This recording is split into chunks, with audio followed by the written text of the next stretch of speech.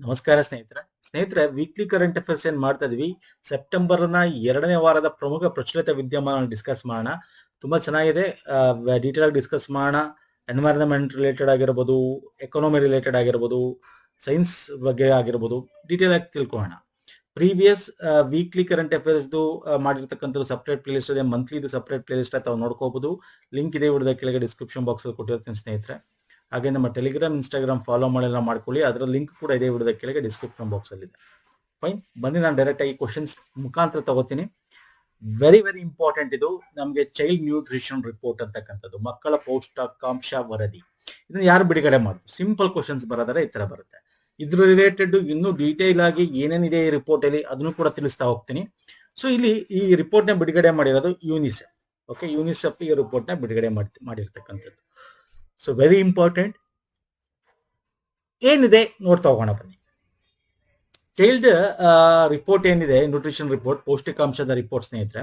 ಇದರ ಟೈಟಲ್ ಅಥವಾ ಥೀಮ್ ಅಂತ ಏನ್ ಕರಿತೀವಿ, feeding profit, how food environments are failing children ಅಂತಕ್ಕಂಥದ್ದು. ಓಕೆ, ಸೊ ಇಲ್ಲಿ ಸಿಂಪಲ್ ಸರ್, ಇದೇನು ಪೌಷ್ಟಿಕಾಂಶದ ವರದಿ.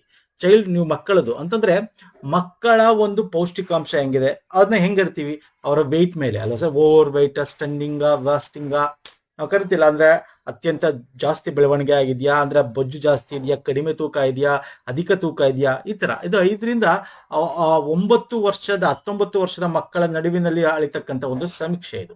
ಓಕೆ, 2000ದಿಂದ 2022-24 ತನಕ ಡೇಟಾಗಳನ್ನ ತಗೊಂಡು ಮಾಡಿರ್ತಕ್ಕಂಥದ್ದು. ಓಕೆ, ಸೊ ವೆರಿ ಇಂಪಾರ್ಟೆಂಟ್ ಇದು. ಇಲ್ಲಿ ಪ್ರಮುಖವಾಗಿ ನೋಡೋದಾದ್ರೆ ನಾನು ಕನ್ನಡದಲ್ಲಿ ತಗೋತೀನಿ. ಈ ಒಂದು ರಿಪೋರ್ಟ್ ಅಲ್ಲಿ ಏನ್ ಹೇಳುತ್ತೆ, ಈ ರಿಪೋರ್ಟ್ ಕೊಡೋದು ನಿಮಗೆ ಇಂಪಾರ್ಟೆಂಟ್ ಏನು ಅಂತಂದ್ರೆ ಬೊಜ್ಜು ಹೆಂಗಿದೆ. ಓಕೆ, ಈಗ ನೋಡಿ 5%.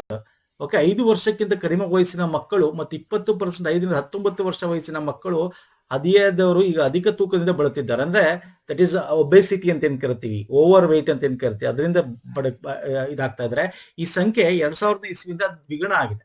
ಓಕೆ, 2025 ಶಾಲಾ ವಯಸ್ಸಿನ ಮಕ್ಕಳು ಹದಿಹರೆಯದವರ ಬೊಜ್ಜುತನದ ಹರಡುವಿಕೆ 9.4% ಅಷ್ಟಿದ್ರೆ, ಕಡಿಮೆ ತೂಕ 9.2% ಅಷ್ಟಿದೆ.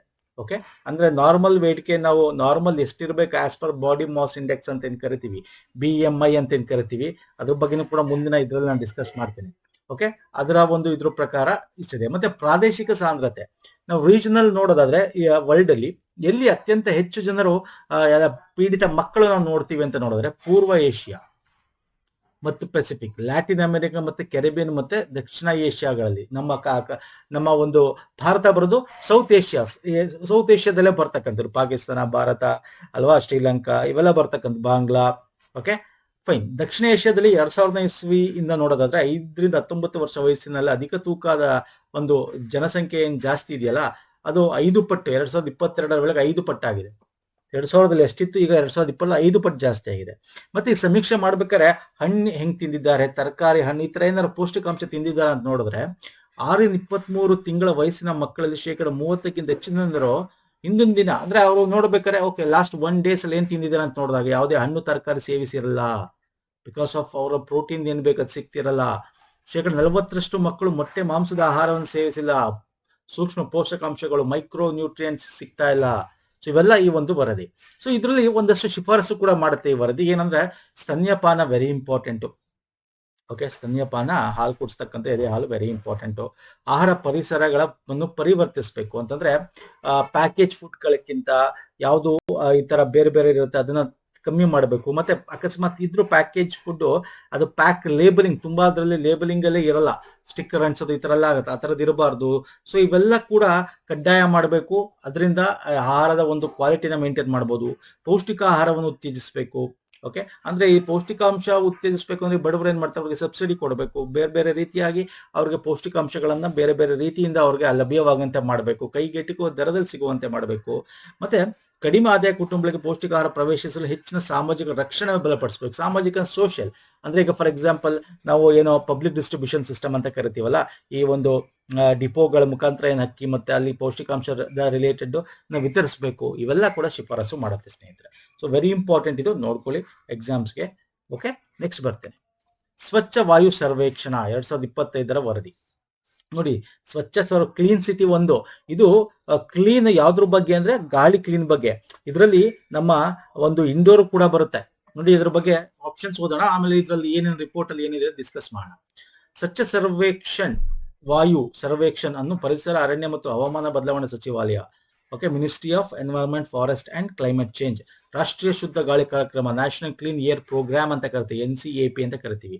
ವಾರ್ಷಿಕವಾಗಿ ಬಿಡುಗಡೆ ಮಾಡುತ್ತೆ. ಹೌದು, ವಾರ್ಷಿಕವಾಗಿ ಅಸೆಸ್ ಮಾಡಿ ಅದನ್ನ ವಾರ್ಷಿಕವಾಗಿ ಇದನ್ನ ನಡೆಸುತ್ತೆ. 2025 ಸಮೀಕ್ಷೆಯಲ್ಲಿ ಇಂಡೋರ್ ಮಿಲಿಯನ್ಗಿಂತಲೂ ಹೆಚ್ಚು ಜನಸಂಖ್ಯೆ ಹೊಂದಿರುವ ನಗರದಲ್ಲಿ ಮೊದಲ ಸ್ಥಾನದಲ್ಲಿದೆ. ಹೌದು ಸರ್, ಇವನ್ ಇಂಡೋರು ಓಕೆ ಎಲ್ಲ ಮೇನ್ ಸಿಟಿಗಳು 1 ಮಿಲಿಯನ್ಗಿಂತ ಜಾಸ್ತಿ ಇರತಕ್ಕಂಥ ಸಿಟಿಗಳು ನೋಡಿದಾಗ ಇಂಡೋರ್ ಫಸ್ಟ್ ಸ್ಟೇಜ್ ಅಲ್ಲಿ ಇದೆ. ಬಟ್ ಇಲ್ಲಿ ಪರ್ಟಿಕ್ಯುಲೇಟ್ PM10 ಇದೆಯಲ್ಲ, ಅದು ಜಾಸ್ತಿನೂ ಇದೆ ಜೊತೆಗೆ. ಓಕೆ, ಅದೆಲ್ಲ ಕಮ್ಮಿ ಇರಬೇಕು. PM2.5, PM10 ಪರ್ಟಿಕ್ಯುಲೇಟ್ ಮ್ಯಾಟರ್ ಅಂತ ಕರಿತೀವಲ್ಲ.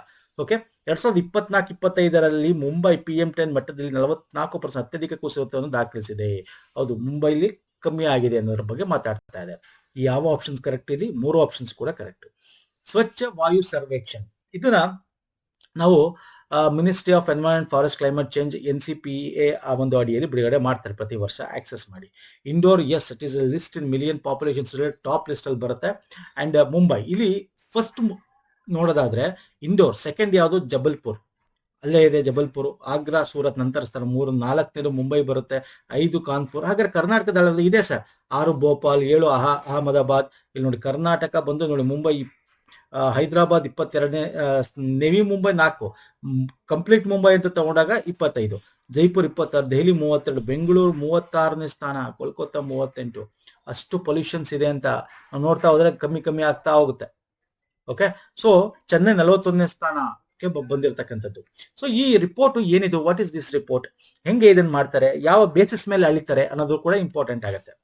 ಇಲ್ಲಿ ನೋಡಿ, ಇದನ್ನ ಆಲ್ರೆಡಿ ಹೇಳಿದೆ, ಶುದ್ಧ ಗಾಳಿ ಕಾರ್ಯಕ್ರಮ, ನ್ಯಾಷನಲ್ ಕ್ಲೀನ್ ಏರ್ ಪ್ರೋಗ್ರಾಮ್ ಅಡಿಯಲ್ಲಿ ಮಾಡ್ತಕ್ಕಂಥದ್ದು. Ministry of environment, forest and climate change ಬಿಡುಗಡೆ ಮಾಡ್ತಕ್ಕಂಥದ್ದು. ಇಲ್ಲಿ ಎಲ್ಲಾ ರೀತಿಯಾದ ಪ್ರಮುಖವಾಗಿ ರಸ್ತೆ ಧೂಳು, ತ್ಯಾಜ್ಯ ಘನ ನಿರ್ವಹಣೆ ಹೆಂಗಾಗುತ್ತೆ, ವಾಹನ ಕೈಗಾರಿಕಾ ಹೊರಸೂಸುವಿಕೆ ಏನಿದೆ, ತ್ಯಾಜ್ಯ ನಿರ್ವಹಣೆ, ಸಾರ್ವಜನಿಕ ಜಾಗೃತಿ, ಹಾಗೆ ಕಣಗಳ ಮಟ್ಟ, ಪರ್ಟಿಕ್ಯುಲೇಟ್ ಮ್ಯಾಟರ್ ಅಂತ ಇದೆ, ಅದರ ಒಂದು ಬೇಸಿಸ್ ಮೇಲೆ ಅಳಿತಾ ಮಾಡ್ತಕ್ಕಂಥದ್ದು. ಇದು ಈ ತರ 8 ಪ್ರಮುಖವಾದ ಪ್ಯಾರಾಮೀಟರ್ಸ್, ನಿಯತಾಂಕಗಳು ಅಂತ ಕರಿತೀವಿ. ಪ್ಯಾರಾಮೀಟರ್ಸ್ ಗಳನ್ನ ನಾವು ಚೆಕ್ ಮಾಡಿ ಆ ರ್ಯಾಂಕಿಂಗ್ ನ ಕೊಡ್ತಾ ಹೋಗೋದು. ಯಾವ್ದ್ರಲ್ಲಿ ಫಸ್ಟ್ ರ್ಯಾಂಕ್ ಇದೆ, ಒಳ್ಳೆ ಕ್ಲೀನು, ನೆಕ್ಸ್ಟ್ ಅದಕ್ಕಿಂತ ಕಮ್ಮಿ, ಈ ತರ ಕೊಡ್ತಾ ಹೋಗ್ತಕ್ಕಂಥದ್ದು. ಈ ಗುರಿ ಏನಿದೆ 2019-20 ಮಟ್ಟದಿಂದ 25-26 ವೇಳೆಗೆ PM10 ನಲ್ಲಿ ನಾವು 40% ಕಡಿತವನ್ನು ಸಾಧಿಸಬೇಕು ಅಂತಕ್ಕಂಥದ್ದು. ಓಕೆ, ಅಂದ್ರೆ ನಮ್ಮ ಗಾಳಿಯ ಒಂದು ನಮ್ಮ ಸುತ್ತ ಇರತಕ್ಕಂಥ ಗಾಳಿಯ ಗುಣಮಟ್ಟ ಮಾನದಂಡ 60 ಮೈಕ್ರೋಗ್ರಾಮ್ ಪರ್ ಮೀಟರ್ ಕ್ಯೂಬ್ ನಷ್ಟೇ ಇರಬೇಕು ಅಂತ. ಪರ್ ಮೀಟರ್ ಕ್ಯೂಬ್ಗೆ 60 ಮೈಕ್ರೋಗ್ರಾಮ್ ಇರಬೇಕು ಅಂತ. ನೋಡಿ, ಇವೆಲ್ಲ ಪಾಯಿಂಟ್ಸ್ಗಳು ಎಕ್ಸಾಮ್ ಅಲ್ಲಿ ಬರುತ್ತೆ ಸ್ನೇಹಿತರೆ. ಈ ಪಾಯಿಂಟ್ಸ್ಗಳು ಎಕ್ಸಾಮ್ ಅಲ್ಲಿ ಬರುತ್ತೆ. ಈ 8 ಪ್ಯಾರಾಮೀಟರ್ ಏನೈತೆ ಎಕ್ಸಾಮ್ ಅಲ್ಲಿ ಬರುತ್ತೆ. ಇದನ್ನ ಯಾರು ಬಿಡುಗಡೆ ಮಾಡ್ದ ಅದನ್ನ ಎಕ್ಸಾಮ್ ಅಲ್ಲಿ ಬರುತ್ತೆ. ಓಕೆ, ಇದನ್ನ ನಾವು ಮಾನಿಟರ್ ಮಾಡಬಹುದು. ಪ್ರಾಣ ಅಂತಕ್ಕಂಥ ಒಂದು ಏನಿದೆ ಪೋರ್ಟಲ್ ಇದೆ. ಪ್ರಾಣ ಅಂದ್ರೆ portal for regulation of air pollution and non attainment cities ಅಂತ. ಇಲ್ಲಿ ಕೂಡ ನಾವು ಮಾನಿಟರ್ ಮಾಡಬಹುದು. ಈ ರ್ಯಾಂಕ್ ನಾವು 3 ಬೇಸಿಸ್ ಕ್ಯಾಟಗರಿಯಲ್ಲಿ ಕೊಟ್ಟಿದ್ದಾರೆ ಸ್ನೇಹಿತರೆ. ಕ್ಯಾಟಗರಿ 1 ಅಂತ ಹೇಳಿ, ಅಂದ್ರೆ 1ರಿಂದ ಇಲ್ಲಿ ನೋಡಿ, ಕ್ಯಾಟಗರಿ 1 10 ಲಕ್ಷಕ್ಕಿಂತ ಜಾಸ್ತಿ, ಕ್ಯಾಟಗರಿ 2 3ರಿಂದ 10 ಲಕ್ಷ, ಕ್ಯಾಟಗರಿ 3 3 ಲಕ್ಷಕ್ಕಿಂತ ಕಮ್ಮಿ ಇರತಕ್ಕಂಥ ಜನಸಂಖ್ಯೆ. ಈ ತರ ಬೇಸಿಸ್ ಮೇಲೆ ಒಂದು ರ್ಯಾಂಕ್ ನ ಕೊಟ್ಟಿದ್ದಾರೆ. ಇಲ್ಲಿ ನಾನು ಇಲ್ಲೂ ಕೊಟ್ಟಿದ್ದು ನೋಡಿ, ಯಾವ್ದು ಆ ಪ್ಯಾರಾಮೀಟರ್ ಅಂತ ಇಂಗ್ಲಿಷ್ ಅಲ್ಲೂ ಕೂಡ ನೋಡ್ಕೋಬಹುದು. ಸೊ ಕ್ಯಾಟಗರಿ 1 ನಲ್ಲಿ ನಾವು ನೋಡೋದಾದ್ರೆ, ಅಂದ್ರೆ ಗ್ರೇಟರ್ ದನ್ 10 lakhs ಅಲ್ಲಿ ನೋಡಿದ್ರೆ ಇಂಡೋರ್ ಫಸ್ಟ್ ಬರುತ್ತೆ, ಸೆಕೆಂಡ್ ಜಬಲ್ಪುರ್, 3ನೇದು ಆಗ್ರಾ ಮತ್ತು ಸೂರತ್. ಕ್ಯಾಟಗರಿ 2 ಇಲ್ಲೂ ಇದೆ ನೋಡಿ, ಅಮರಾವತಿ, ಅಂದ್ರೆ 3ರಿಂದ 10 ಲಕ್ಷ ಜನಸಂಖ್ಯೆ, ಮೊರಾದಾಬಾದ್, ಝಾನ್ಸಿ ಅಂಡ್ ಅಲ್ವಾರ್ ಇದೆ. ಕ್ಯಾಟಗರಿ 3 ಬಂದು ಟಾಪ್ 3 ಒಂದು ಸಿಟೀಸ್ ಯಾವುದು ಅಂದ್ರೆ ಲೆಸ್ ದೆನ್ 3 lakhs, ದೇವಾಸ್, ಪ್ರವನೋ ಮತ್ತೆ ಅಂಗುಲ್ ಅಂತಕ್ಕಂಥ ಸಿಟಿ ಬರುತ್ತೆ. ಓಕೆ, ಸೊ ವೆರಿ ಇಂಪಾರ್ಟೆಂಟ್ ನೋಡ್ಕೊಳ್ಳಿ. ಇದು ಸ್ವಚ್ಛ ವಾಯು ಸರ್ವೇಕ್ಷಣ್ ಇದು. ಓಕೆ, ಸ್ವಚ್ಛ ಸರ್ವೇಕ್ಷಣ್ ಬೇರೆ, ಸ್ವಚ್ಛ ವಾಯು ಸರ್ವೇಕ್ಷಣ್ ಬೇರೆ. ಅರ್ಥ ಆಗಿದೆ ಅನ್ಕೋತೀನಿ. Environment rate most important question ಇದು. ನೆಕ್ಸ್ಟ್, ಈ ಕೆಳಗಿನ ಯಾವುದಕ್ಕೆ ಸಂಬಂಧಿಸಿದಂತೆ ಸುದ್ದಿಗಳಲ್ಲಿ ಕಂಡು ಬರುವ ಸೆರೆಬೋ ಅಥವಾ ಕ್ರೇಬೋ ಅಂತ ಕೂಡ ಕರಿತೀವಿ. ಏನಿದೆ, ವಾಟ್ ಇಸ್ ದಿಸ್? ಏನಿದೆ ಸೆರೆಬೋ? ಇಲ್ಲಿ ನೋಡಿ, ನಾವು ಈ ಫಿಗರ್ ಕೊಟ್ಟಿದಾಗ ನಿಮ್ಗೆ ಗೊತ್ತಾಗ್ಬಿಡುತ್ತೆ ತುಂಬಾ ಸುದ್ದಿಯಲ್ಲಿತ್ತು ಅಂತ. ಏನಿದು? ಆಘಾತಕಾರಿ ಮಿದುಳಿನ ಗಾಯಗಳನ್ನು ಪತ್ತೆ ಹಚ್ಚುವುದು. ಓಕೆ, ವಾಟ್ ಇಸ್ ಆಘಾತಕಾರಿ? ಟ್ರೊಮ್ಯಾಟಿಕ್ ಬ್ರೈನ್ ಇಂಜುರೀಸ್ ಗಳನ್ನ ಇದು ಒಂದು ಇನ್ಸ್ಟ್ರೂಮೆಂಟ್ ಎಷ್ಟು ಚೆನ್ನಾಗಿದೆ ಅಂದ್ರೆ, ಈಗ ಎಲ್ಲದಕ್ಕೂ ಸ್ಕ್ಯಾನಿಂಗು ಮತ್ತೆ MRI ಈ ತರ ಎಲ್ಲ ಮಾಡಿಸ್ಬೇಕು ಅನ್ನೋ ನೆಸಿಟಿ ಇಲ್ಲ ಇವಾಗ. ಇದನ್ನ ಯೂಸ್ ಮಾಡಿಕೊಂಡು ಮೆದುಳಿನಲ್ಲಿ ರಕ್ತಸ್ರಾವ ಗಾಯಗಳೇನಾರ ಆದ್ರೆ ಅದನ್ನ ಕಂಡುಹಿಡಿಯಬಹುದು. ಇದು ತುಂಬಾ ಈಸಿ. ಇದು ತುಂಬಾ ಟೆಕ್ನಿಷಿಯನ್ಸ್ ಬೇಕು ಅಂತೇನಿಲ್ಲ. ಇದನ್ನ ಜಸ್ಟ್ ಆಸ್ ಎ ಒಂದು ರೀತಿ ಅಲ್ಲೇ ಒಂದು ಏನ್ ಇನ್ಸ್ಟ್ರಕ್ಷನ್ ಅದನ್ನ ನೋಡ್ಕೊಂಡು ಪ್ರತಿಯೊಬ್ರು ಕೂಡ ಮಾಡಬಹುದು. ಇದೊಂದು ಇದನ್ನ ಭಾರತೀಯ ವೈದ್ಯಕೀಯ ಸಂಶೋಧನಾ ಮಂಡಳಿ ICMR ಅಂತ ಏನ್ ಕರಿತೀವಿ, Indian Council of Medical Research, ಮತ್ತೆ MDMS, ಏಮ್ಸ್, ಭೂಪಾಲ್, ಬೆಂಗಳೂರು, ನಿಮ್ಹಾನ್ಸ್ ಈ ಒಂದು ಸಂಸ್ಥೆಗಳು ಸೇರಿ ಅಭಿವೃದ್ಧಿಪಡಿಸಿರ್ತಕ್ಕಂಥದ್ದು 1 ನಿಮಿಷದೊಳಗೆ ಇಂಟ್ರಾಕ್ರೆನಲ್ ರಕ್ತಸ್ರಾವ ಎಡಿಮಾಗಳನ್ನು ಪತ್ತೆ ಹಚ್ಚುತ್ತೆ. ಒಳಗಡೆ ಏನೋ ರಕ್ತಸ್ರಾವ ಆಗ್ತಾ ಇದ್ರೆ ಅದನ್ನು ಪತ್ತೆ ಹಚ್ಚುತ್ತೆ. ಇದನ್ನ ಶಿಶುಗಳು, ಗರ್ಭಿಣಿಯರಿಗೆ ಸುರಕ್ಷಿತವಾಗಿದೆ ಮತ್ತು ಅರೆ ವೈದ್ಯಕೀಯ ಸಿಬ್ಬಂದಿಗಳು, ಕೌಶಲ್ಯ ರಹಿತ ಸಿಬ್ಬಂದಿ ಕೂಡ ಬಳಸಬಹುದು. ಓಕೆ, ಇದು ಸ್ವಲ್ಪ ಗೊತ್ತಿರೋರು ಅಥವಾ ಗೊತ್ತಿಲ್ಲದಿರೋರು ಕೂಡ ಇದನ್ನ ಬಳಸಿಕೊಂಡಿರಬಹುದು. ಈಸಿಯಬಲ್, ಪೋರ್ಟಬಲ್ ಇದು. Okay, hand held portable one ಅಂತ ಕರಿತೀವಿ. ಈ ಸೆರ್ಬೋ ಅಂತಕ್ಕಂಥದ್ದು ಏನಿದೆ, ಇದು ನಮಗೆ ಟ್ರಾಮ್ಯಾಟಿಕ್ ಬ್ರೈನ್ ಇಂಜರ್ಸ್, ಅಂದ್ರೆ ಕಾರಲ್ಲಿ ಹೋಗ್ಬೇಕಾದ್ರೆ ಆಕ್ಸಿಡೆಂಟ್ ಆದಾಗ ಸಣ್ಣ ಪುಟ್ಟದ್ದು ಮೇಲಿಂದ ಕೆಳಗೆ ಬಿದ್ದು ಬಿಡ್ತಾರೆ, ಹಾಗೆ ಒಂಚೂರು ತಲೆ ಪೆಟ್ಟಾಗಿರುತ್ತೆ, ಚೆನ್ನಾಗೇ ಇರ್ತಾರೆ. ಸೊ ಅವಾಗ ಏನಾದ್ರು ಒಳಗೆ ಇಂಟರ್ನಲ್ಲಿ ಆಗಿದೆ, ಸ್ಪೋರ್ಟ್ಸ್ ಇಂಜುರಿಯ, ಈ ತರದೆಲ್ಲ ಸಡನ್ ಆಗಿ ಅಲ್ಲೇ ಕೂತ್ಕೊಂಡು ನಾವು ಕಂಡಿರ್ತಕ್ಕಂಥದ್ದು. ಓಕೆ, ಸೊ ಅರ್ಥ ಆಗಿದೆ ಅನ್ಕೋತೀನಿ. ಇದನ್ನ ಎಕ್ಸಾಮಲ್ ಕೇಳ್ತಾನೆ, ಇತ್ತೀಚೆಗೆ ಸುದ್ದಿಯಲ್ಲಿತ್ತು, ವಾಟ್ ಇಸ್ ದಿಸ್ ಅಂತಕ್ಕಂಥದ್ದು ಕೇಳ್ತಾನೆ ಎಕ್ಸಾಮಲ್. ನೆಕ್ಸ್ಟ್, ಇತ್ತೀಚೆಗೆ ಸುದ್ದಿಯಲ್ಲಿ ಕಂಡಿರುವ ಹೆಚ್ಚಿಗ ಈ ಕೆಳಗಿನಗಳಲ್ಲಿ ಯಾವುದರ ನಡುವಿನ ಒಪ್ಪಂದವಾಗಿದೆ? ಓಕೆ, ಇಲ್ಲಿ ನೋಡಿದ ತಕ್ಷಣ ಹೇಳ್ಬೋದು, ಇದು ಲಾಸ್ಟ್ 1 month ಇಂದ ಕೂಡ ನ್ಯೂಸ್ ಅಲ್ಲಿದೆ. ಏನಪ್ಪಾ ಇದು ಅಂತಂದ್ರೆ ASEAN India trade in goods agreement ಅಂತ ಕರಿತೀವಿ, ಭಾರತ ಮತ್ತು ಆಸಿಯಾನ್ ರಾಷ್ಟ್ರಗಳ ನಡುವೆ. Okay, what is ASEAN? 10 ರಾಷ್ಟ್ರಗಳಿದೆ ಆಸಿಯನ್ ರಾಷ್ಟ್ರಗಳು, association of South East Asian nation ಅಂತ ಏನ್ ಕರಿತೀವಿಲ್ಲ. ಸೊ ಇಲ್ಲಿ ಭಾರತ ಮತ್ತು ಇದ್ರ ಒಳಗೆ ಯಾಕೆ ನಿಮ್ಗೆ ಗೊತ್ತಿದೆ, ಈಗ USA ಏನೋ ಒಂದು ಟಾರಿಫ್ ಹಾಕಿದೆ 50% ನಮ್ಮ ಭಾರತದ ಮೇಲೆ. ಈಗ ನಮ್ದು ಆಸಿಯನ್ ರಾಷ್ಟ್ರಗಳ ಜೊತೆ ಒಂದು ವ್ಯಾಪಾರನ ಹೆಚ್ಚು ಮಾಡಬೇಕು, ಹಾಗಾಗಿ ಮಾತುಕತೆಗಳು ನಡೀತಾ ಇದೆ. ಇಲ್ಲಿ ನೋಡಬಹುದು ಇಂಡಿಯಾ ಎಕ್ಸ್ಪೋರ್ಟ್ಸ್ ಇಂಪೋರ್ಟ್ಸ್ ಏನಿದೆ ಆಸಿಯನ್ ರಾಷ್ಟ್ರಗಳ ಜೊತೆ ಅಂತ. ಸೊ ಏನಕ್ಕಪ್ಪ ಇಂಪಾರ್ಟೆಂಟ್? ಆಕ್ಚುಲಿ ನಾವು ನೋಡೋದು ಇದೇ ಈಗಿನ ಸರ್ಕಾರ, ಈಗಿನ ಒಂದು ಕೇಂದ್ರ ಸರ್ಕಾರ ಇದೇ ಒಂದು 3-4-5 ವರ್ಷದಿಂದ ಬೇರೆ ರೀತಿನ ಮಾತಾಡಿದ ಆಸಿಯನ್ ರಾಷ್ಟ್ರಗಳ ಜೊತೆ. ಏನ್ ಮಾತಾಡಿತ್ತು, ಅಲ್ಲಿಂದ ನಾವು ಮಾಡಿದ್ರೆ ಆ ಚೀನಾ ಪ್ರಾಡಕ್ಟ್ ನಮ್ಮ ದೇಶಕ್ಕೆ ಬರುತ್ತೆ ಅಲ್ಲಿಂದ ಅಂತ. ಓಕೆ, ಸೊ ಆ ರೀತಿ ಕೂಡ ಮಾತಾಡಿತ್ತು. ಇವಾಗ ಏನ್ ಮಾಡ್ಬೇಕಾಗುತ್ತೆ, ಆಲ್ರೆಡಿ ಇದನ್ನ ಇನ್ನೂ ಒಂದು ದೊಡ್ಡ ಲೆವೆಲ್ ತಗೊಂಡು ಹೋಗ್ಬೇಕಾಗುತ್ತೆ. ಯಾಕಂದ್ರೆ ನಮ್ಮ ಒಂದು ಪ್ರಜೆಗಳ, ನಮ್ಮ ವ್ಯಾಪಾರಸ್ಥರ ಒಂದು ಹಿತರಕ್ಷಣೆ ಕಾಪಾಡೋಕೋಸ್ಕರ ಸೊ ಇದನ್ನ ಮಾತುಕತೆ, ಆಕ್ಚುಲಿ ಆಗಸ್ಟ್ ಅಲ್ಲೇ ಇದ್ರ ಮಾತುಕತೆ ಕೂಡ ನಡೀತಾ ಇತ್ತು. ಅಂದ್ರೆ ಆಲ್ರೆಡಿ ವ್ಯಾಪಾರ ಆಸಿಯನ್ ಜೊತೆ ನಮ್ದು ಇದೆ. 2009, 2010 ಇದನ್ನ ನಾವು ಅಗ್ರಿಮೆಂಟ್ಗೆ ಸೈನ್ ಹಾಕಿದ್ವಿ ಆಸಿಯನ್ ರಾಷ್ಟ್ರಗಳ ಜೊತೆ. ಓಕೆ, ಆಗ್ತಾ ಇದೆ. ಅದನ್ನ ಸ್ವಲ್ಪ ಜಾಸ್ತಿ ಮಾಡ್ಬೇಕು ಅಂತ ನೋಡಿ. ಎಷ್ಟು 2017-18 ಎಕ್ಸ್ಪೋರ್ಟ್ ಎಷ್ಟಿತ್ತು, ಇಂಪೋರ್ಟ್ ಎಷ್ಟಿತ್ತು, ಡಿಫಿಶಿಯೇಟ್ ಇದೆ. 24-25 ಕೂಡ 45.2 ಬಿಲಿಯನ್ ಡಿಫಿಶಿಯೇಟ್ ಇದೆ. ಅಂದ್ರೆ ನಾವು ಎಕ್ಸ್ಪೋರ್ಟ್ ಗಿಂತ ಇಂಪೋರ್ಟ್ ನಾವು ಜಾಸ್ತಿ ಮಾಡ್ಕೋತಾ ಇದೀವಿ. ಹಂಗಾಗಿ ನಮ್ಮ ಎಕ್ಸ್ಪೋರ್ಟ್ ಜಾಸ್ತಿ ಆಗ್ಬೇಕು ಅಲ್ಲಿಗೆ ಅನ್ನೋದು ಇದ್ರ ಪ್ರಮುಖ ಉದ್ದೇಶ. ಅಂದ್ರೆ ನಾವು ರಫ್ತು ಮಾಡೋದು ಜಾಸ್ತಿ ಆಗ್ಬೇಕು ಆಸಿಯನ್ ರಾಷ್ಟ್ರಗಳಿಗೆ. ಈಗ USA ರಫ್ತು ಆಗ ನಿಲ್ತಾ ಇದ್ದಂಗೆ, ಕಮ್ಮಿ ಆಗ್ತಾ ಇದ್ದಂಗೆ ನಾವು ಇಲ್ಲಿ ಜಾಸ್ತಿ ಮಾಡ್ಬೋದು. ಸೊ ಹಾಗಾಗಿ ಸಿಂಪಲ್ ಆಗಿ ಎಕ್ಸಾಮ್ ಅಲ್ಲಿ ಕೇಳ್ತೇನೆ, ತುಂಬಾ ಡೀಟೇಲ್ ತಿಳ್ಕೊಳಕ್ ಹೋಗ್ಬೇಡಿ. ನಿಮ್ಗೆ ಎಕ್ಸಾಮ್ ಅಲ್ಲಿ ಕೇಳ್ತೇನೆ, ಸುದ್ದಿಯಲ್ಲಿ ಇತ್ತು ವಾಟ್ ಇಸ್ ದಿಸ್ ಅಂತ, AITIGA ವಾಟ್ ಇಸ್ ದಿಸ್ ಅಂತ ಕೇಳಬಹುದು ಎಕ್ಸಾಮ್ ಅಲ್ಲಿ ನಿಮಗೆ ಕರೆಂಟ್ ಅಫೇರ್ ಬೇಸಿಸ್ ಅಲ್ಲಿ. ಓಕೆ, ನೆಕ್ಸ್ಟ್ ಬರ್ತೇನೆ ಸ್ನೇಹಿತರೆ. Is very important. Once again ಇದು ಸ್ಯಾಂಪಲ್ ರಿಜಿಸ್ಟರ್ ಸರ್ವೆ ಬಿಡುಗಡೆ ಆಗಿದೆ. ಓಕೆ, 2023 ಸರ್ವೆ ಇವಾಗ ಬಿಡುಗಡೆ ಆಗಿದೆ. ಏನಿದೆ ನೋಡೋಣ ಬನ್ನಿ. ಟೋಟಲ್ ಫರ್ಟಿಲಿಟಿ ರೇಟ್ ಅಂತ ಕರಿತೀವಿ, ಒಟ್ಟು ಫಲವತ್ತತೆ ದರ. ಮಹಿಳೆಯ ಸಂಪೂರ್ಣ ಸಂತಾನೋತ್ಪತ್ತಿ ಅವಧಿಯಲ್ಲಿ ಜನಿಸುವ ನಿರೀಕ್ಷಿತ ಮಕ್ಕಳ ಸರಾಸರಿ ಸಂಖ್ಯೆಯನ್ನು ಸೂಚಿಸುತ್ತದೆ. ಹೌದಲ್ವ sir? What is total fertility rate? Total fertility rate ಗೊತ್ತಿರಬೇಕು, ಮತ್ತೆ ಬರ್ತ್ ರೇಟ್ ಗೊತ್ತಿರಬೇಕು, CBR CDR ಡೆತ್ ರೇಟ್ ಗೊತ್ತಿರಬೇಕು, ವಾಟ್ ಇಸ್ ದ ಡೆಫಿನಿಷನ್ ಅನ್ನೋದು ಗೊತ್ತಿರಬೇಕು. ಅದೆಲ್ಲ ಇದು ನಾನು ಹೇಳ್ತೀನಿ, ಇದೆ ಒಂದು ಕ್ವಶನ್ ಅಲ್ಲೇ ಡಿಸ್ಕಸ್ ಮಾಡೋಣ. ಓಕೆ, ನೋಡಿ ಈ ಒಂದು ರಿಪೋರ್ಟ್ ಪ್ರಕಾರ ಇಲ್ಲಿ ಒಂದಷ್ಟು ಹೈಲೈಟ್ ಕೊಟ್ಟಿದ್ದೀನಿ ನಿಮಗೆ. ಬರ್ತ್ ಪರ್ 1000 ಪಾಪ್ಯುಲೇಷನ್ 18.4% ಇದೆ at present as per the sample survey registration report ಪ್ರಕಾರ 2023 ಒಂದು ಈಗ ರಿಲೀಸ್ ಆಗಿದೆ. ಹಾಗೆ ಡೆತ್ ಪರ್ 1000ಗೆ 6.4% ಇದೆ. ಇನ್ಫ್ಯಾಂಟ್ ಮಕ್ಕಳ ಒಂದು ಡೆತ್ 25% ಇದೆ. ಓಕೆ, ಇತ್ತೀಚಿನ ಮಾದರಿ ನೋಂದಣಿ ಸಮೀಕ್ಷೆ ಅಂಕಿಅಂಶಗಳ ವರದಿ ಪ್ರಕಾರ 18 ರಾಜ್ಯಗಳು ಮತ್ತು ಕೇಂದ್ರಾಡಳಿತ ಪ್ರದೇಶಗಳು 2.1 ಬದಲಿ ಮಟ್ಟದ ಟೋಟಲ್ ಫರ್ಟಿಲಿಟಿಗಿಂತ ಕಡಿಮೆ TFR ಅನ್ನು ವರದಿ ಮಾಡಿದೆ. ಹೌದು ಸರ್, ನಾವು ಲಾಸ್ಟ್ ಒಂದು ಪ್ರೀವಿಯಸ್ ಇಯರ್ ಹೋಲ್ಸ್ಕೊಂಡ್ರೆ ನಮ್ಮ ಟೋಟಲ್ ಫರ್ಟಿಲಿಟಿ ರೇಟ್ ಈಗ ಏನಾಗಿದೆ, ಕಮ್ಮಿ ಆಗಿದೆ. 2 ಆಪ್ಷನ್ಸ್ ಕೂಡ ಇಲ್ಲಿ ಸರಿ, 2 ಕೂಡ ಇಲ್ಲಿ ಸರಿ. ವಾಟ್ ಇಸ್ ದಿಸ್ ಏನು ಡಿಸ್ಕಸ್ ಮಾಡೋಣ, ಅಲ್ಲಿ ಕಂಪ್ಲೀಟ್ ಆಗಿದ್ರ ಬಗ್ಗೆ ಕೂಡ ಹೇಳ್ತಾ ಹೋಗ್ತೇನೆ. ಇದೇನು ಸರ್, ಫಲವತ್ತತೆ ಅಂದ್ರೆ ನೀವು ಏನು ಮಕ್ಕಳನ್ನ ಜನನ ಮಾಡ್ತಾರಲ್ಲ, ಟೋಟಲ್ ಫರ್ಟಿಲಿಟಿ. ಓಕೆ, ಅದು ಮತ್ತೆ ಮರಣಗಳ ಸೂಚಕಗಳನ್ನು ಒದಗಿಸ್ತಕ್ಕಂಥದ್ದು, ಜನನ ದರ, ಕಚ್ಚಾ ಜನನ ದರ, crude birth rate, crude death rate, ಕಚ್ಚಾ ಮರಣ ದರ, ಶಿಶು ಮರಣ ದರ ಡೇಟಾವನ್ನ ಕೊಡ್ತಕ್ಕಂಥದ್ದು. ಇದನ್ನು ಮಾದರಿ ನೋಂದಣಿ ಸಮೀಕ್ಷೆ ಅಂತ ಕರಿತೀವಿ. ಓಕೆ, ಅಂದ್ರೆ ಮಾದರಿ ಸ್ಯಾಂಪಲ್ ರಿಜಿಸ್ಟ್ರೇಷನ್ ಒಂದು ಸರ್ವೆ ಇದು. ಓಕೆ, 2023 ಬಿಡುಗಡೆ ಆಗಿರ್ತಕ್ಕಂಥದ್ದು ಇತ್ತೀಚಿನ ಒಂದು ಸರ್ವೆ, ವೆರಿ ಇಂಪಾರ್ಟೆಂಟ್. ಇದ್ರಲ್ಲಿ ನೋಡಿದ್ರೆ 2 ವರ್ಷಗಳಲ್ಲಿ ಮೊದಲ ಬಾರಿಗೆ ಹಿರಿಯ ನಾಗರಿಕರ ಜನಸಂಖ್ಯೆ ಕೂಡ ಜಾಸ್ತಿ ಆಗಿದೆ. ಅಂದ್ರೆ ಇಲ್ಲಿ ಬರೀ ಮಕ್ಕಳದೊಂದೇ ಅಲ್ಲ, ಫಲವತ್ತತೆ ದರ ಅದೊಂದೇ ಅಲ್ಲ, ಹಿರಿಯ ನಾಗರಿಕರು ನನಗೆ ಕೊಟ್ಟಿದ್ದೀನಿ 60+ ಇಯರ್ಸ್ ಏನಿದೆ ಸ್ನೇಹಿತರೆ, ಅದು ಜಾಸ್ತಿ ಆಗಿದೆ. 0.7%, ಅಂದ್ರೆ 0.7% ಜಾಸ್ತಿ ಆಗಿದೆ. ಅಂದ್ರೆ ಫಸ್ಟ್ 8.6 ಇತ್ತು, ಈಗ 9.7 ಆಗಿದೆ. ಅದ್ರಲ್ಲಿ ಕೇರಳದಲ್ಲಿ ಅತ್ಯಂತ ಹೆಚ್ಚೆಷ್ಟು ಜಾಸ್ತಿ ಹಿರಿಯರಿದ್ದಾರೆ ವಯಸ್ಸಾದವರು. ಲೋಯೆಸ್ಟ್ ಅಸ್ಸಾಂ, ಡೆಲ್ಲಿ, ಜಾರ್ಖಂಡ್ ಅಲ್ಲಿ ನೋಡಬಹುದು. ಇದನ್ನ ಯಾರು ಬಿಡುಗಡೆ ಮಾಡ್ತಾರೆ? Register general and census commissioner. Very important ಸ್ನೇಹಿತರೆ, ಇದು ದಿಸ್ ಇಸ್ ವೆರಿ ಇಂಪಾರ್ಟೆಂಟ್.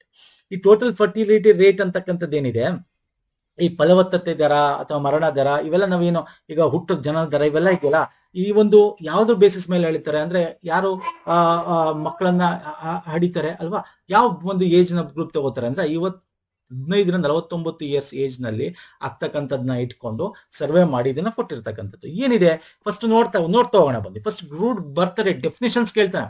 ನಿಮ್ಗೆ ಇದನ್ನೇ ಕೇಳಬೇಕು ಅಂತೇನಿಲ್ಲ, ಕರೆಂಟ್ ಅಫೇರ್ ಇದೆ. ಈಗ ನಿಮಗೆ ಯಾರು ಬಿಡುಗಡೆ ಮಾಡೋರು? Register of general census commissioner ಆಯ್ತು. ಇದೊಂದೇ ಕೇಳಬೇಕು ಅಂತೇನಿಲ್ಲ, ನಿಮ್ಗೆ ಡೆಫಿನಿಷನ್ಸ್ ಕೇಳ್ಬೋದು. ವಾಟ್ ಈಸ್ ಬರ್ತ್ ರೇಟ್ ಅಂದ್ರೇನು, ಟೋಟಲ್ ಫರ್ಟಿಲಿಟಿ ರೇಟ್ ಅಂದ್ರೇನು, ಅಂದ್ರೆ ಫಲವತ್ತತೆ ದರ ಅಂದ್ರೇನು. ಅಂದ್ರೆ 1,000 live births women in the child age group of usually taken 15 to 49 years. ಅಂದ್ರೆ 15-49 ವರ್ಷದ ಮಹಿಳೆಯರಿಗೆ ಒಂದು ಎಷ್ಟು ಜನ ಲೈವ್ ಬರ್ತ್ಸ್ ಪರ್ 1000 ವುಮೆನ್ಗೆ ಹುಡ್ತಾರೆ ಮಕ್ಕಳು, 1,000ಕ್ಕೆ ಎಷ್ಟು ಜನ ಮಕ್ಕಳು ಹುಡ್ತಾರೆ ಅನ್ನೋದು ಇದೆಯಲ್ಲ, that is total fertility rate ಅಂತ ಕರಿತೀವಿ. ಬರ್ತ್ ರೇಟ್ ಅನ್ನೋದು number of live births in the population over a given period of time, usually 1 calendar year ಅಲ್ಲಿ divide by the mid year population of the same year. ಅಂದ್ರೆ ಇಲ್ಲಿ birth rate ಹೆಂಗ್ ಕಂಡುಹಿಡ್ತಾರೆ, ಒಂದು ರಾಜ್ಯದ್ದು, ಒಂದು ಸಿಟಿದು ಅಥವಾ ಒಂದು ಇದು ಅಂತ ನೋಡೋದಾದ್ರೆ, ಒಂದು ನಂಬರ್ ಆಫ್ ಲೈವ್ ಬರ್ತ್ಸ್ ಅಂದ್ರೆ ಈಗ ಒಂದು ವರ್ಷ ಅಂತ ತಗೊಳ್ಳಿ, 1 ಇಯರ್ ಅಲ್ಲಿ ಟೋಟಲ್ ಎಷ್ಟು ಜನ ಮಕ್ಕಳು ಹುಟ್ಟಿದ್ರೆ, ಈಗ 1,00,000 ಹುಟ್ಟಿದ್ದಾರೆ ಅಂತ ಅನ್ಕೊಳ್ಳೋಣ, ಡಿವೈಡೆಡ್ ಬೈ ಆ ಒಂದು ಇಯರ್ ಅಲ್ಲಿ ಪಾಪ್ಯುಲೇಷನ್ ಏನಿದೆ, ಆ ಪಾಪ್ಯುಲೇಷನ್ ಏನಿದೆ ಇಂಟು 1000 ಮಾಡಿದ್ರೆ ನಮಗೆ ಕ್ರೂಡ್ ಬರ್ತ್ ರೇಟ್ ಸಿಗುತ್ತೆ, ಕಚ್ಚಾ ಜನನ ದರ ಸಿಗುತ್ತೆ. ಅದ್ರ ಪ್ರಕಾರ ನೋಡಿದ್ರೆ ಅತ್ಯಂತ ಹೆಚ್ಚಿರೋದೆಷ್ಟು 25.8% ಬಿಹಾರ. ಟೋಟಲ್ ಓವರ್ ಆಲ್ ನೋಡಿದ್ರೆ ಎಷ್ಟಿದೆ 18.9, ಕಮ್ಮಿ ಇದೆ. ಓಕೆ, ಕಮ್ಮಿ ಇದೆ, ಟೋಟಲ್ ಬರ್ತ್ ರೇಟ್ ಕಮ್ಮಿ ಇದೆ, ಅದನ್ನೇ ಹೇಳಿದ್ದು ಕಮ್ಮಿ ಇದೆ. ತಮಿಳುನಾಡಲ್ಲಿ ಕಮ್ಮಿ ಇರ್ತಕ್ಕಂಥ 12 ಲೋಯೆಸ್ಟ್ ಬರ್ತ್ ರೇಟ್ ಇರೋದು. ಅದೇ ತರ ಡೆತ್ ರೇಟ್ ನೋಡೋದಾದ್ರೆ ನಮ್ಗೆ ಎಷ್ಟು ಜನ ಸಾಯ್ತರ ಒಂದು ವರ್ಷದ ಗಿವನ್ ಪೀರಿಯಡ್ ಆಫ್ ಟೈಮ್ ಅಲ್ಲಿ ಅಂತ ನೋಡೋದಾದ್ರೆ, ಅಲ್ಲಿ ಭಾರತದಲ್ಲಿ ಈಗ 6.4% ಎಷ್ಟಿದೆ ಆಸ್ ಪರ್ 2023 ಒಂದು ಸರ್ವೆ ಒಂದು ರಿಪೋರ್ಟ್ ಪ್ರಕಾರ.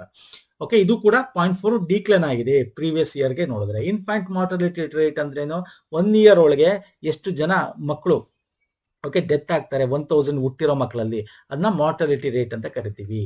ಓಕೆ, ಮರಣ ದರ, ಮಕ್ಕಳ ಮರಣ ದರ. ಅದೇ ರೀತಿ ಸೆಕ್ಸ್ ರೇಷಿಯೋ ಎಷ್ಟಿದೆ ಅಂತ ನೋಡೋದಾದ್ರೆ, 1,000 ಮೇಲ್ಸ್ಗೆ ಫಿಮೇಲ್ ಭಾರತದಲ್ಲಿ 917 ಜನ ಇದ್ದಾರೆ ಆಸ್ ಪರ್ 2023 ಸರ್ವೆ ಪ್ರಕಾರ. ಅಂದ್ರೆ ಈಗ ರಿಪೋರ್ಟ್ ನ ಬಿಡುಗಡೆ ಆಗಿರ್ತಕ್ಕಂಥದ್ದು. ಸೊ ಇಲ್ಲಿ ಒಂದಷ್ಟು ಇಂಪಾರ್ಟೆಂಟ್ ಟೋಟಲ್ ಫರ್ಟಿಲಿಟಿ ಫಲವತ್ತತೆ ದರ ಹೈಯೆಸ್ಟ್ ಎಲ್ಲಿ ಅತ್ಯಂತ ಹೆಚ್ಚು ಮಕ್ಕಳು ಹುಟ್ಟತಕ್ಕಂಥ ರಾಜ್ಯಗಳು, ಇದು ಕಮ್ಮಿ ಮುಟ್ತಕ್ಕಂಥ ರಾಜ್ಯಗಳು. ಅದೇ ರೀತಿ ಸೆಕ್ಸ್ ರೇಷಿಯೋ ಜಾಸ್ತಿ ಇರ್ತಕ್ಕಂಥ ರಾಜ್ಯ ಯಾವುದು, ಛತ್ತೀಸ್ಗಢ, ಕೇರಳ ಎಷ್ಟಿದೆ, ಮತ್ತೆ ಲೋಯೆಸ್ಟ್ ಇರೋದು ಯಾವುದು, ಅದು ಕೂಡ ಬಿಡುಗಡೆ ಮಾಡಿದೆ.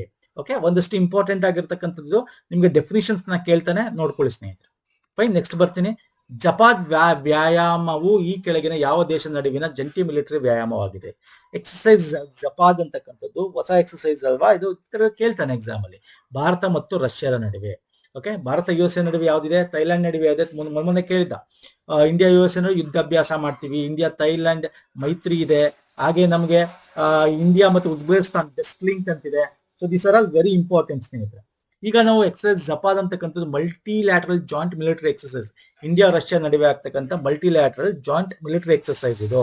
Okay, it is scheduled between 10 to 16 September ನಡುವೆ ಆಗಿರ್ತಕ್ಕಂಥ ಒಂದು ಎಕ್ಸಸೈಸ್ ಇದು ಏನಾಗುತ್ತೆ ಅಂದ್ರೆ, ವಾರ್ಫೇರು, ಕೌಂಟರ್ ಟೆರರಿಸಮ್ ಆಪರೇಷನ್ ಹೆಂಗೆ, ಮಿಲಿಟರಿ ಕೋಆಪರೇಷನ್ ಹೆಂಗಿರಬೇಕು, ಈ ತರದೆಲ್ಲ ಇಲ್ಲಿ ಒಂದು ಅಭ್ಯಾಸಗಳನ್ನ ಮಾಡ್ತಾರೆ. ಓಕೆ, ಭಾರತ ಮತ್ತು ರಷ್ಯಾ. ನೆಕ್ಸ್ಟ್ ಬರ್ತೀನಿ. ಸಮುದ್ರ ಪ್ರದಕ್ಷಿಣಾ ಯಾತ್ರೆಗೆ ಸಂಬಂಧಿಸಿದಂತೆ ಈ ಕೆಳಗಿನ ಹೇಳಿಕೆಯನ್ನು ಪರಿಗಣಿಸಿ. ಓಕೆ, ಸಮುದ್ರ ಪ್ರದಕ್ಷಿಣಾ ಯಾತ್ರಾ ಅಂತಕ್ಕಂಥದ್ದು ಇದೆಯಲ್ಲ, ಇದು ಮಹಿಳೆಯರೇ ಮಾಡ್ತಿರ್ತಕ್ಕಂಥದ್ದು. ತ್ರಿವೇಣಿ ಅಂತಕ್ಕಂಥ ಒಂದು ಈ ಹಡಗಿನಲ್ಲಿ ಹೋಗ್ತಾ ಇರ್ತಕ್ಕಂಥದ್ದು. 10 ಜನ ಮಹಿಳೆಯರು, ವೆರಿ ಇಂಪಾರ್ಟೆಂಟ್, 10 ಜನ ಮಹಿಳೆಯರು. ಇಂಥದ್ದು ಇದು 100% ಬರ್ತಕ್ಕಂಥ ಕ್ವಶನ್. ಇದು ಭಾರತದ ಮೊದಲ 3 ಸೇವೆಗಳ ಸಂಪೂರ್ಣ ಮಹಿಳೆಯರ ಪ್ರದಕ್ಷಿಣಾ ಯಾತ್ರೆ. Yes, correct. ಇದು ಈ ಯಾತ್ರೆಯನ್ನು ಸ್ಥಳೀಯವಾಗಿ ನಿರ್ಮಿಸಲಾದ IASV ತ್ರಿವೇಣಿ ಹಡಗಿನಲ್ಲಿ ನಡೆಸಲಾಗುವುದು. ಎಸ್, ಕೊಟ್ಟಿದೆ ನೋಡಿ. ಎಸ್, ನೆಕ್ಸ್ಟ್, ಈ ಯಾತ್ರೆಯು ಜಾಗತಿಕ ನೌಕಾಯಾನದ ವೇಗದ ದಾಖಲೆಯನ್ನು ಮುರಿಯುವ ಈ ಗುರಿಯನ್ನು ಹೊಂದಿದೆ ಮತ್ತು ನಾರಿ ಶಕ್ತಿ ಅಥವಾ ವೈಜ್ಞಾನಿಕ ಸಮುದ್ರ ಶಾಸ್ತ್ರೀಯ ಸಂಶೋಧನೆ ಉತ್ತೇಜಿಸುವ ಸಂಬಂಧ ಹೊಂದಿಲ್ಲ. ದಿಸ್ ಇಸ್ ನೋಡಿ, ಇದು ಹೊಂದಿಲ್ಲ ಅಂತ ಕೊಟ್ಟಿದೆಯಲ್ಲ, ಇದು ಹೊಂದಿದೆ. ಆಕ್ಚುಲಿ ಉಲ್ಟಾ ಕೊಟ್ಟಿದ್ದೀನಿ. ಇದು ಜಾಗತಿಕ ದಾಖಲೆ ಮುರಿಯೋದು ಅಲ್ಲ, ಇದು ತಪ್ಪು. ಇಲ್ಲಿ ಉಲ್ಟಾ ಕೊಟ್ಟಿದ್ದೀನಿ, ಹಾಗಾಗಿ ಈ ಆಪ್ಷನ್ ತಪ್ಪು. ಸೊ ಯಾವ್ದು ಸರಿ ಸರ್? 1 ಮತ್ತು 2 ಸರಿ. ವಾಟ್ ಇಸ್ ಸಮುದ್ರ ಪ್ರದಕ್ಷಿಣ? ಈಗ ನಮ್ಮ ರಕ್ಷಣಾ ಮಂತ್ರಿಗಳು ಇದಕ್ಕೆ ಫ್ಲಾಗ್ ಆಫ್ ಮಾಡಿದ್ದಾರೆ, ಅಂದ್ರೆ ಇದನ್ನ ಇನಾಗ್ರೇಟ್ ಮಾಡಿದ್ರೆ ಹೊರಟಿದ್ದಾರೆ. ಏನಪ್ಪಾ ಇದು ಅಂತಂದ್ರೆ 3 ಟ್ರೈ ಸರ್ವಿಸಸ್ಗಳು, ನಾವು ಏನು ಆರ್ಮಿ, ನೇವಿ ಮತ್ತೆ ಏರ್ ವಿಂಗ್ ಅಂತ ಕರಿತೀವಲ್ಲ, ಅದು 3ರಿಂದ ಸೇರಿ 10 ಜನ ವುಮನ್. ಇಲ್ಲ 10 ಜನ ಯಾರ್ಯಾರು ಅಂತ ಇಲ್ಲಿ ಹೆಸರು ಕೊಟ್ಟಿದ್ದೀನಿ, ನೋಡ್ಕೊಳ್ಳಿ. ಒಂದೊಂದ್ಸಲ ಇದ್ರ ಮೇಲೆ ಕ್ವಶನ್ಸ್ ಕೇಳ್ಬಿಡ್ತಾನೆ, ಬಟ್ ಅಷ್ಟು ಅಂದು ಕೇಳಲ್ಲ. ಒಬ್ರಿಬ್ರಾದ್ರೆ ಕೇಳ್ತಾನೆ, 10 ಜನ ಇರೋದ್ರಿಂದ ಕೇಳಲ್ಲ ಅನ್ಕೋತೀನಿ, ಬಟ್ ಕೊಟ್ಟಿದ್ದೀನಿ ನೋಡ್ಕೊಳ್ಳಿ. ಇಲ್ಲಿ ಏನಪ್ಪಾ ಇದು ಅಂದ್ರೆ, ಫಸ್ಟ್ ಟ್ರೈ ಸರ್ವಿಸ್ ಒಂದು ಸರ್ಕಮ್ಗೇಷನ್ ಎಕ್ಸ್ಪೆಂಡಿಷನ್ ಅಂತ ಕರಿತೀವಿ. ಸರ್ಕಮ್ನೇವಿಗೇಷನ್ ಅಂದ್ರೇನೋ ಪ್ರದಕ್ಷಿಣಾ ಯಾತ್ರೆ. ಇಲ್ಲಿ ಎಲ್ಲೆಲ್ಲಿಂದ ಹೋಗ್ತಾರೆ? ಭಾರತದಿಂದ ಸ್ಥಾಪನೆ ಮಾಡಿ ಇಲ್ಲಿ ಆಸ್ಟ್ರೇಲಿಯಾದಕ್ಕೆ ಪ್ರಮುಖವಾಗಿರ್ತಕ್ಕಂಥ I will show you Cape Leeuwin, Cape Horn, Cape of Good Hope. Okay, ಇದು ಆಸ್ಟ್ರೇಲಿಯಾದ್ದು, ಇದು ಅಮೆರಿಕದ್ದು, ಆಫ್ರಿಕಾದ್ದು. ಅಂದ್ರೆ ಈಗ ಇಂಡಿಯಾದಿಂದ ಸ್ಟಾರ್ಟ್ ಮಾಡಿ ಹಿಂಗ್ ಬಂದು ಇಲ್ಲಿ ಅಂಟಾರ್ಟಿಕಾ, ಇಲ್ಲಿ ಡಾರ್ಕ್ ಪ್ಯಾಸೇಜ್ ಬರುತ್ತೆ ನೋಡಿ, ಡಾರ್ಕ್ ಪ್ಯಾಸೇಜ್ ಅಂತ ಕರುತ್ತೆ. ಅಂಟಾರ್ಟಿಕಾ ಮತ್ತೆ ಅಮೆರಿಕದ ನಡುವೆ ಇರ್ತಕ್ಕಂಥದ್ದು. ಹಿಂಗೆಲ್ಲ ಹೋಗಿ ಇಲ್ಲಿಂದ ವಾಪಸ್ ಬಂದು ಇಲ್ಲಿಗೆ ಬರ್ತಕ್ಕಂಥ ಒಂದು 21,600 ಕಿಲೋಮೀಟರ್ ನಾನೋಮೀಟರ್ ಇರ್ತಕ್ಕಂಥ ಒಂದು ಟ್ರಿಪ್ ಇದು. ಇವರು ಈ ಒಂದು ಟ್ರಿಪ್ ಮಾಡ್ಬೇಕಾದ್ರೆ ನೋಡಿ, ಈಕ್ವೆಟರ್ನ 2 ಸಾರಿ ಕ್ರಾಸ್ ಮಾಡ್ತಾರೆ. ಕೇಪ್ 3 ಗ್ರೇಟ್ ಕೇಪ್ಸ್ ಅಂತ ಏನ್ ಕರಿತೀವಿ, ಲುವೈನ್, ಹಾರ್ನ್ ಅಂಡ್ ಗುಡ್ ಹೋಪ್ ನ ಟಚ್ ಮಾಡ್ತಾರೆ. ಡೇಂಜರಸ್ ವಾಟರ್, ಇಲ್ಲಿ ನೋಡಿ, ಇಲ್ಲಿ ಯಾವುದೇ ಆದವರು ಇದನ್ನ ಬರ್ಸ್ಕೊಳ್ಳಲ್ಲ. ಅಂದ್ರೆ ಏನು, ಪನಾಮಾ ಕ್ಯಾನಲ್, ಸೂಯೇಜ್ ಆತರ ಅಲ್ಲ, ನಾರ್ಮಲ್ ಏನೋ ಸಾಗರ ಇದೆ ಹಂಗೆ ಹೋಗಿ ವಾಪಸ್ ಬರ್ತಕ್ಕಂಥದ್ದು. ಓಕೆ, ಇದು what is the purpose of this ಅಂತ ನೋಡೋದಾದ್ರೆ, ಇದು ವುಮನ್ ಎಂಪವರ್ಮೆಂಟ್ ಬಗ್ಗೆ ತೋರ್ಸಕ್ಕೋಸ್ಕರ. ನಾರಿ ಶಕ್ತಿ, ನಮ್ದು ಆಲ್ರೆಡಿ ನಾರಿ ಶಕ್ತಿ ಬಿಲ್ ಮಂಡಿಸಿ ಆಲ್ಮೋಸ್ಟ್ 1 ವರ್ಷ ಆಯ್ತು ಅಲ್ವಾ, ಅಪ್ರೂವ್ ಆಗಿ. ಹಾಗಾಗಿ ಇದನ್ನು ಶೋಕೇಸ್ಟ್ ಎಲ್ಲ ನಮ್ಮ ಜಾಯಿಂಟ್ ಮಿಲಿಟರಿ ಇರ್ತಕ್ಕಂಥದ್ದು ಒಟ್ಟಿಗೆ ಜಾಯಿಂಟ್ ಆಗಿ ಕೋಆರ್ಡಿನೇಷನ್ ಇರ್ತಾರೆ. ಜೊತೆಗೆ ವುಮೆನ್ ಎಂಪವರ್ಮೆಂಟ್ ನ ನಾವು ತೋರ್ಸಕ್ಕೋಸ್ಕರ ಈ ಒಂದು ಪ್ರದಕ್ಷಿಣಾ ಯಾತ್ರವನ್ನ ಮಾಡ್ತಿರ್ತಕ್ಕಂಥದ್ದು. ಓಕೆ, ಸಮುದ್ರ ಪ್ರದಕ್ಷಿಣಾ ಅರ್ಥ ಇಂಡಿಯಾದ ಮೊದಲನೇ ಫಸ್ಟ್ ಎವರ್ 3 ಸರ್ವಿಸ್ಗಳ ಎಲ್ಲ ವುಮೆನ್ ಸೇರಿ ಮಾಡ್ತಿರ್ತಕ್ಕಂಥದ್ದು. 26,000 ನಾಟಿಕಲ್ ಮೈಲ್ಸ್ ಹೋಗ್ತಾರೆ. ಓಕೆ, IASV ಅಂದ್ರೆ ಇಂಡಿಯನ್ ಆರ್ಮಿ ಸೇಲಿಂಗ್ ವೆಸಲ್ ಅಂತ ಕರಿತೀವಿ, ತ್ರಿವೇಣಿ. ಓಕೆ, 21,600 ಅಥವಾ 26,000. Okay, something is minimum distance. ಇದು ಮ್ಯಾಕ್ಸಿಮಮ್ ಡಿಸ್ಟೆನ್ಸ್ ಎಷ್ಟು? 26,000 ನಾಟಿಕಲ್ ಮೈಲ್ ಅಪ್ರಾಕ್ಸಿಮೇಟ್ಲಿ ಟೋಟಲ್ ಆಗಿ ಇವರು ಬರ್ತಕ್ಕಂಥದ್ದು. ಓಕೆ, ಇದನ್ನು ಕೂಡ ನೋಡ್ಕೊಳ್ಳಿ, ಎಕ್ಸಾಮ್ಗೆ ತುಂಬಾ ಇಂಪಾರ್ಟೆಂಟ್. ವಾಪಸ್ 2026ಕ್ಕೆ ಬರ್ತಾರೆ, ಮೇಗೆ ಮುಂಬೈಗೆ ವಾಪಸ್ ಬರ್ತಾರೆ. Fine sir. ನೆಕ್ಸ್ಟ್ ಬರ್ತೇನೆ. ಭಾರತದ ವಿಶ್ವದ 5ನೇ ಅತಿ ದೊಡ್ಡ ಕಲ್ಲಿದ್ದಲು ನಿಕ್ಷೇಪವನ್ನು ಹೊಂದಿದೆ. ಭಾರತದ ಇಂಧನ ಅಗತ್ಯಗಳಲ್ಲಿ ಕಲ್ಲಿದ್ದಲು 70%ಗಿಂತ ಹೆಚ್ಚು ಭಾಗವನ್ನು ಹೊಂದಿದೆ. ಭಾರತದ ಕಲ್ಲಿದ್ದಲ ಬೇಡಿಕೆಯನ್ನು ಆಮದು ಮೂಲಕ ಗಮನಾರ್ಹವಾಗಿ ಪೂರೈಸಲಾಗುತ್ತದೆ. ಯಾವ ಹೇಳಿಕೆ ಸರಿ? ನೋಡಿ, ಇತ್ತೀಚೆಗೆ ಕಲ್ಲಿದ್ದಲು ಭಾರತದಲ್ಲಿ ಏನಿದೆ, ಲಾಸ್ಟ್ ಇಯರ್ ಕಂಪೇರ್ ಮಾಡಿದ್ರೆ ಪ್ರೊಡಕ್ಷನ್ ಸ್ವಲ್ಪ ಬಿಕಾಸ್ ಆಫ್ ಈ ಮಾನ್ಸೂನ್ ತುಂಬಾ ಮಳೆ ಮತ್ತು ಮೋಡ ಇದರಿಂದ ಅದು ಕಮ್ಮಿ ಆಗಿದೆ ಅಂತ. ಬಟ್ ಯೂಸ್ ಜಾಸ್ತಿ ಇದೆ, ಕಮ್ಮಿ ಪ್ರೊಡಕ್ಷನ್ ಏನಿದೆ, ನಾವು ಮೈನಿಂಗ್ ಕಮ್ಮಿ ಆಗಿದೆ. ಇದು ಸುದ್ದಿಯಲ್ಲಿದೆ. ಭಾರತ ವಿಶ್ವದ 5ನೇ ಅತಿ ದೊಡ್ಡ ಕಲ್ಲಿದ್ದಲು ನಿಕ್ಷೇಪ. S, correct. ಇದು ಭಾರತದ ಇಂಧನ ಅಗತ್ಯಗಳಿಗೆ ಕಲ್ಲಿದ್ದಲು 70%ಗಿಂತ ಹೆಚ್ಚು ನಾವು ಇಂಧನವನ್ನ ಮಾಡಕ್ಕೆ. ಈಗ ಕೋಲ್ನ ನಾವು ಎಲೆಕ್ಟ್ರಿಕ್ ಸಪ್ಲೈಗೆ 70% ಯೂಸ್ ಮಾಡ್ತೀವ? ಇಲ್ಲ, 70% ಯೂಸ್ ಮಾಡಲ್ಲ, 55% ಯೂಸ್ ಮಾಡ್ತೀವಿ. ಹಾಗಾಗಿ option this one is wrong answer. ಭಾರತದ ಕಲ್ಲಿದ್ದಲು ಬೇಡಿಕೆಯನ್ನು ಆಮದು ಮೂಲಕ ಗಮನಾರ್ಹವಾಗಿ ಪೂರೈಸುತ್ತಾರೆ. ಆಮದು ಇಂಪೋರ್ಟ್ ಮಾಡ್ಕೋತೀವ? ಇಲ್ಲ. ಭಾರತದಲ್ಲಿ ಇರ್ತಕ್ಕಂಥ ಕಲ್ಲಿದ್ದಲು ಇದೆ, ತುಂಬಾನೇ ಇದೆ ನಮ್ಮಲ್ಲಿ ಕಲ್ಲಿದ್ದಲಿದೆ. ನಾವು ಅದರಲ್ಲಿ ಮ್ಯಾಕ್ಸಿಮಮ್ ನಮ್ಮೆ, ಬಟ್ ಆದ್ರೂ ಕೂಡ ಇಂಪೋರ್ಟ್ ಮಾಡ್ತೀವಿ. ಯಾವ್ದನ್ನ ಇಂಪೋರ್ಟ್ ಮಾಡ್ತೀವಿ? ಹೈ ಕ್ವಾಲಿಟಿ ಅಥವಾ ಕೋಕಿಂಗ್ ಕೋಲ್ ಅಂತ ಕರಿತೀವಿ, ಅದನ್ನ ಇಂಪೋರ್ಟ್ ಮಾಡ್ತೀವಿ. ನಾವೇನು ಒಂದು ಐರನ್ ನ ಮ್ಯಾನುಫ್ಯಾಕ್ಚರಿಂಗ್ ಬೇರೆದಕ್ಕೆಲ್ಲ ಯೂಸ್ ಮಾಡ್ತೀವಲ್ಲ, ಅಂತದಕ್ಕೆ ಬೇಕಾಗಿರೋದನ್ನ ನಾವು ಇಂಪೋರ್ಟ್ ಮಾಡ್ಕೋತೀವಿ ಅಷ್ಟೇ. ಸೊ ಹಾಗಾಗಿ this option is also wrong. So ಕೇವಲ 1 ಮಾತ್ರ ಇಲ್ಲಿ ಸರಿ. ಓಕೆ, ಸೊ ಇದು ಭಾರತದ್ದು ವರ್ಲ್ಡ್ 5th ಲಾರ್ಜೆಸ್ಟ್ ಕೋಲ್ ರಿಸರ್ವ್ಸ್ ಇದೆ. 55% ಕಂಟ್ರಿ ನಮ್ದ್ರಲ್ಲೇ ಸಿಗುತ್ತೆ. ಓಕೆ, ನಾವು ಅದರಿಂದನೇ ತಗೋತೀವಿ. ನೋಡಿ, ನಮ್ಮದು ಇನ್ನು ನೋಡ್ಬೇಕಾದ್ರೆ 76% ಆಫ್ ಕೋಲ್ ಪ್ರೊಡಕ್ಷನ್ ನಮ್ಮ ಇಯರ್ ಆನ್ ಇಯರ್ ಬೇಸಿಸ್ ಅಲ್ಲಿ ಅಪ್ರಾಕ್ಸಿಮೇಟ್ಲಿ ನಾವು ಜಾಸ್ತಿ ಆಗ್ತದೆ. ಅಂದ್ರೆ ನಾವು ಅಷ್ಟು ನಾವು ಭಾರತದಿಂದ ತಗೋತೀವಿ. ಇನ್ನು ಮಿಕ್ಕಿದ್ದು ಅಂದ್ರೆ ಎಸೆನ್ಷಿಯಲ್ ಕೋಕಿಂಗ್ ಆಯಿಲ್, ಹೈ ಗ್ರೇಡ್ ನಾನ್ ಕೋಕಿಂಗ್ ಕೋಲ್ ಅಂತ ಏನ್ ಕರಿತೀವಿ, ಅಂತದ್ದು ಮಾತ್ರ ನಾವು ಹೈ ಗ್ರೇಡ್ ಮಾತ್ರ ನಾವು ಇಂಪೋರ್ಟ್ ಮಾಡ್ಕೊಳ್ತಕ್ಕಂಥದ್ದು. ಇನ್ನು maximum approximately 70% of the 70 to 75% of the requirement ನಮ್ಮ ಭಾರತದಲ್ಲಿ ಇರ್ತಕ್ಕಂಥ ಕೋಲಿಂದ ನಾವು ತಗೋತೀವಿ. ಅರ್ಥ ಆಗ್ತಿದೆಯಲ್ಲ. So this is very important. ಇಲ್ಲೂ ಕೂಡ ನಾನು ಕೊಟ್ಟಿದ್ದೀನಿ S% ಏನು ಅಂತ ನೋಡ್ಕೊಳ್ಳಿ. ಸೊ ಇದಿಷ್ಟು ಪ್ರಮುಖವಾಗಿತ್ತು ಸ್ನೇಹಿತರೆ. ಇನ್ನು ನೋಡಿ, ಈಗ ನೇಪಾಳ ಕ್ರೈಸಿಸ್ ಆಗಿದೆ, ಇವೆಲ್ಲ ನಿಮಗೆ ಆಲ್ರೆಡಿ ಗೊತ್ತಿರುತ್ತೆ. ಇದೇನು ಅಷ್ಟು ನಿಮಗೆ ಎಕ್ಸಾಮ್ ಅಲ್ಲಿ ಇದ್ರ ಬಗ್ಗೆ ಏನು ಕೇಳಕ್ ಹೋಗಲ್ಲ. ಬಟ್ ಎಸ್ಸೆಗಳಲ್ಲಿ ಕೇಳ್ತೀನಿ, ಅದ್ರ ಬಗ್ಗೆ ನಾನು ಎಸ್ಸೆ ಮಾಡ್ಬೇಕಾದ್ರೆ ಮಾಡ್ತೀನಿ. ಓಕೆ, ನೇಪಾಳಲ್ಲಿ ಆಗಿರ್ತಕ್ಕಂಥದ್ದು ಇಂಡಿಯಾ ಮೇಲೆ ಏನು ಎಫೆಕ್ಟ್ ಹಿಂಗ್ ಕೇಳ್ತಾನೆ. ಈಗ ನೇಪಾಳ ಕ್ರೈಸಿಸ್ ಏನು, ZEN ಏನಿದೆ, ಅವರು ಯಾಕಾಯ್ತು ಸೋಷಿಯಲ್ ಮೀಡಿಯಾ ಬ್ಯಾನ್ ಆಯ್ತು ಅಲ್ವಾ, ಅದರಿಂದ ಏನು ಎಫೆಕ್ಟ್ ಆಯ್ತು, ಅವ್ರು ಯಾಕೆ ಬ್ಯಾನ್ ಮಾಡಿದ್ರು, ಸೊ ಅದರಿಂದ ಏನೇನಾಯ್ತು, ಮತ್ತೆ ಅಲ್ಲಿನ ಒಂದು ಎಂಪ್ಲಾಯ್ಮೆಂಟ್ ರೇಟ್ ಏನಿತ್ತು ಅಲ್ವಾ. ಸೊ ಇವೆಲ್ಲ ಕೂಡ ಎಫೆಕ್ಟ್ ಆಗುತ್ತೆ. ಪೊಲಿಟಿಕಲಿ ಅವ್ರು ಏನ್ ಹೇಳಿದ್ರು, ಓಲಿ ಏನ್ ಹೇಳಿದ್ರು ರಿಸೈನ್ ಮಾಡಿದ್ಮೇಲೆ, ಇವೆಲ್ಲ ಇದೆಯಲ್ಲ, ಇದೆಲ್ಲ ನಮಗೆ ಇಂಡಿಯಾ ಮತ್ತೆ ನೇಪಾಳ ರಿಲೇಷನ್ ಅಂತ ನಾವೇನು ಎಸ್ಸೆ ನೋಡ್ತೀವಲ್ಲ, ಇಂಡಿಯಾ ಮತ್ತೆ ನೇಪಾಳ, ಇದರಿಂದ ಏನ್ ಎಫೆಕ್ಟ್ ಆಗುತ್ತೆ ನೈಬರಿಂಗ್ ಕಂಟ್ರಿ. ಸೊ ಈ ತರ ಎಸ್ಸೆಗಳ ಮೇಲೆ ನಾವು ಮಾಡಿದಾಗ ನಾನು ಡೀಟೇಲ್ ಮಾಡ್ತೀನಿ. ಈ ಒಂದು ಕರೆಂಟ್ ಅಫೇರ್ ಅದು ಬೇಕಾಗಲ್ಲ ಅನ್ಕೋತೀನಿ. ಎಕ್ಸಾಮ್ ಪರ್ಸ್ಪೆಕ್ಟಿವ್ ಅಂತ MCQ ಆಧಾರಿತ ಕರೆಂಟ್ ಅಫೇರ್ ಅಲ್ಲಿ ಅದನ್ನು ಕೇಳಲ್ಲ ನಿಮಗೆ ಎಸ್ಸೆ ಇದರಲ್ಲಿ ನಿಮಗೆ ಎಸ್ಸೆಗಳಲ್ಲಿ PSI ಅಲ್ಲಿ, KS ಅಲ್ಲಿ, IAS ಗಳಲ್ಲಿ ಅಂತದ್ರಲ್ಲಿ ಹೆಚ್ಚಾಗಿ ಕೇಳ್ತಾರೆ. ಫೈನ್ ಸರ್, ನಮಸ್ಕಾರ. ಇನ್ನು ಪ್ರೀವಿಯಸ್ ಮಾಡಿರ್ತಕ್ಕಂಥ ಎಲ್ಲಾನು ವೀಕ್ಲಿ ಮತ್ತೆ ಮಂತ್ಲಿ ಸಪರೇಟ್ ಪ್ಲೇಸ್ ಲಿಂಕ್ ಕೊಡ್ತೀನಿ. ಮತ್ತೆ PDF ಎಲ್ಲ ನಮಗೆ ಕರೆಂಟ್ ಅಫೇರ್ PDF ಗಳು ನಮ್ಮ ಟೆಲಿಗ್ರಾಮ್, ಇನ್ಸ್ಟಾಗ್ರಾಮ್ ಸಿಗುತ್ತೆ. ಟೆಲಿಗ್ರಾಮ್ ಜನಗಳಲ್ಲಿ ನಾವು ಶೇರ್ ಮಾಡ್ತೀವಿ. ವಿಡಿಯೋ ಇಷ್ಟ ಆಗಿದೆ ಅನ್ಕೋತೀನಿ. ಇಷ್ಟ ಆಗಿದೆ ಲೈಕ್ ಮಾಡಿ, ಶೇರ್ ಮಾಡಿ, ಸಬ್ಸ್ಕ್ರೈಬ್ ಮಾಡ್ಕೊಂಡಿಲ್ಲ ಮಾಡ್ಕೊಳ್ಳಿ. ನೆಕ್ಸ್ಟ್ ವಿಡಿಯೋ ಪುನಃ ಸಿಗ್ತೀನಿ. ಅಲ್ಲಿ ತನಕ ನಮಸ್ಕಾರ, ಧನ್ಯವಾದಗಳು. ಥ್ಯಾಂಕ್ ಯು ಸೋ ಮಚ್ ಸ್ನೇಹಿತರೆ.